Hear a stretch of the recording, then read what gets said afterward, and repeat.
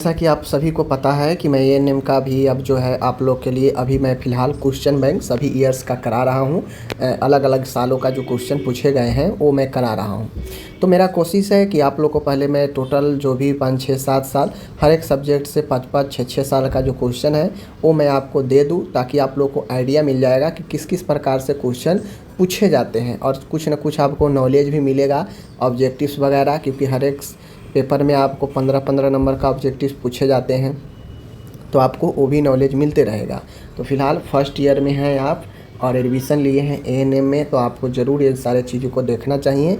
पूरे all over India में equal समान सिलेबस होता है, तो आप कहीं से भी एएनएम कर रहे हैं पढ़ाई यहाँ से कीजिए, बहुत फ़ायदा होगा। चलिए, आपको मैं पहले ही बता चुका हूँ कि जो एएनएम का क्लास है वो बुधवार और थर्सडे, बुधवार और गुरुवार को चलेगा।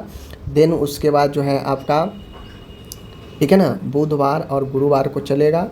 उसके बाद जो है आपको पता होगा कि मैं संडे को करूँगा। संडे को 2 टाइम सुबह में और शाम में वीडियो डालेंगे, 10 बजे 6 बजे, और बुधवार को शाम के शाम 6 बजे, बुधवार और थर्सडे को शाम में 6 बजे डलेगा। अब ऐसा क्यों? ऐसा इसलिए क्योंकि जीएनएम का भी 2 सब्जेक्ट है थर्ड ईयर में, तो थर्ड ईयर का भी जो है आपको कराना पड़ता है। तो मंडे और ट्यूसडे उसका होगा, फिर 2 दिन आपका होगा, और फिर जो है उसका फ्राइडे और सैटरडे होगा 2 दिन। तो सप्ताह में इनका भी 4 दिन चलेगा और आपका भी 4 सब्जेक्ट का 4 क्लास हो जाएगा। ओके, चलिए अब यहाँ पे देख लीजिए, मैं 2 सब्जेक्ट का आपको दे चुका हूँ। प्राइमरी हेल्थ केयर का ये तीसरा सब्जेक्ट है एएनएम का, और सितंबर 2012 में एग्ज़ाम हुआ था, उसका क्वेश्चन है। तो चलिए हम लोग देखते हैं। 3 घंटा का समय होता है, 75 मार्क्स के एग्ज़ाम होते हैं, सभी क्वेश्चन अनिवार्य होता है। देख लीजिए यहाँ पे, जैसे 5 नंबर का यहाँ पे फिलअप पूछा है, तो क्या कह रहा है कि समान ब्लड प्रेशर कितना होता है। सब लोग जानते हैं 120/80 mm ऑफ Hg होता है, mm ऑफ Hg होता है, ठीक है, याद रखिएगा। शरीर का तापमान जब डैश से अधिक होता है तो उसे बुखार कहते हैं, यानी जब नॉर्मल टेम्परेचर जितना होता है उससे ही अधिक होगा ना तो बुखार कहेंगे। तो जब हमारे बॉडी में 90 फ़ारेनहाइट से अधिक अगर हो जाता है बॉडी टेम्परेचर, तो यह बुखार के श्रेणी में आ जाता है। जो व्यक्ति को अपने वंश अथवा जीन संरचना से प्राप्त होती है डैश, उसे डैश प्रतिरक्षा क्षमता का, यहाँ पे कहता है कि जो भी व्यक्ति को अपने वंश या अपने जीन से इम्यूनिटी प्राप्त होता है उससे हम लोग क्या कहते हैं, तो उसे हम लोग पर्सनल इम्यूनिटी बोलते हैं, व्यक्तिगत क्षमता बोलते हैं, ठीक है। आगे है, डैश औषधि अमाशय अम्लता को घटाती है, यानी कौन सी दवाई है जो पेट के एसिडिटी को कम करता है, कौन सा, तो एंटासिड, सब लोग जानते हैं एंटासिड, ठीक है। डैश अस्थि भंग में चोट की वजह से टूटी हुई अस्थि बाहरी वायु के संपर्क में रहती है।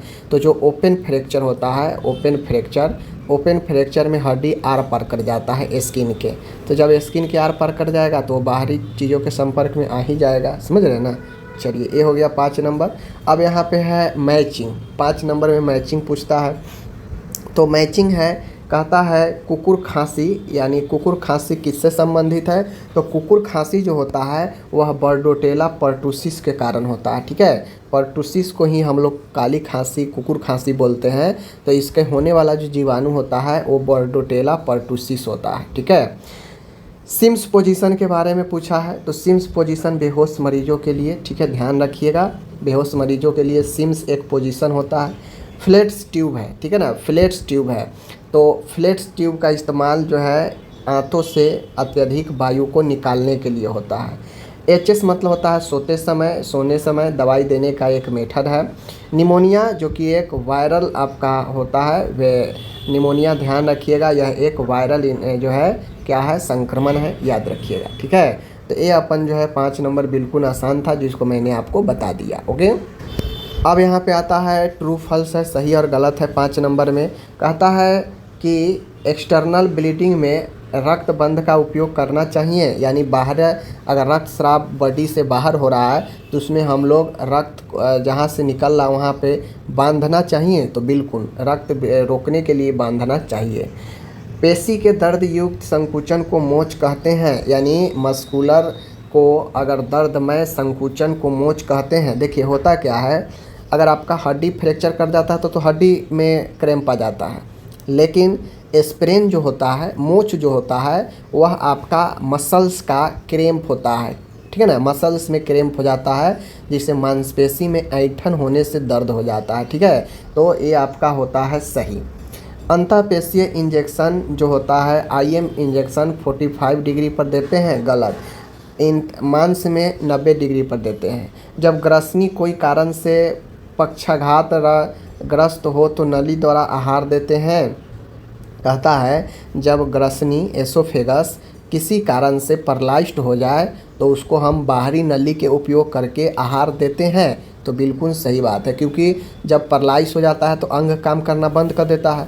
तो जब नली में, भोजन की नली में पैरालाइज्ड हो जाएगा तो वो काम करना बंद कर देगा, तो भोजन देंगे तो अंदर जाएगा ही नहीं, निगल ही नहीं पाएगा व्यक्ति।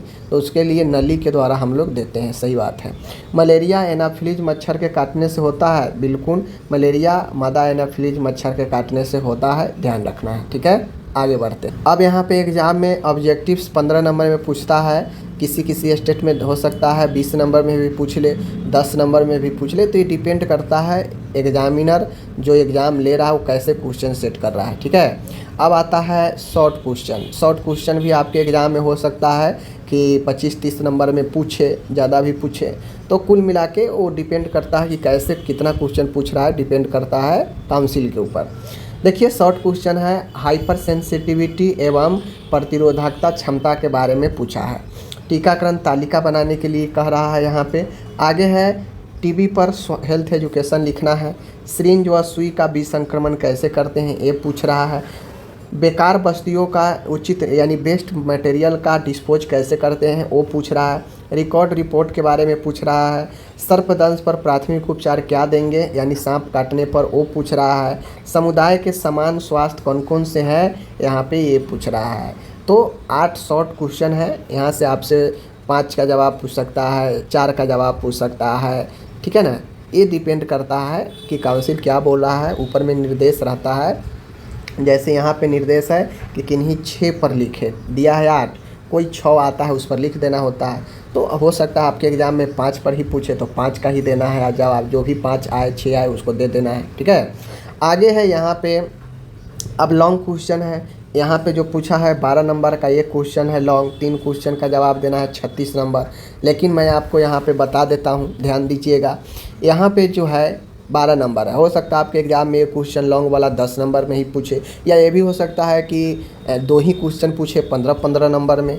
तो लॉन्ग क्वेश्चन जो होता है ना, तो A B C, ए में एक क्वेश्चन, बी में एक क्वेश्चन, सी में एक क्वेश्चन और ये 1 नंबर हो गया। तो ऐसे पूछता है, जैसे यहाँ पे देखिए लॉन्ग क्वेश्चन A और B करके दिया है ना, तो ये 1 क्वेश्चन हो गया। इसमें C भी दे देगा 1 क्वेश्चन, तो ये हो जाएगा।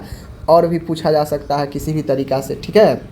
जैसे संक्रमण वाले मरीजों को देखभाल कैसे करेंगे, इंजेक्शन देते समय ध्यान योग्य देने वाली सावधानियां क्या क्या है, ये पूछा है, ठीक है, लॉन्ग में।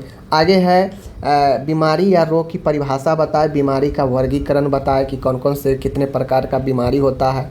सूक्ष्म जीवाणुओं की वृद्धि को प्रभावित करने वाले कौन कौन से कारक हैं उसको लिखना है कि सूक्ष्म जीव को कैसे हम रोक सकते हैं, उसको रोकने वाला कौन कौन से कारक है, ठीक है। आगे है श्वसन संबंधी समस्याओं के प्रकार कारण चिन्ह बताना है। श्वसन संबंधी समस्याओं के बारे में ANM की क्या भूमिका होती है वो पूछ रहा है कि कैसे मदद करेंगे आप।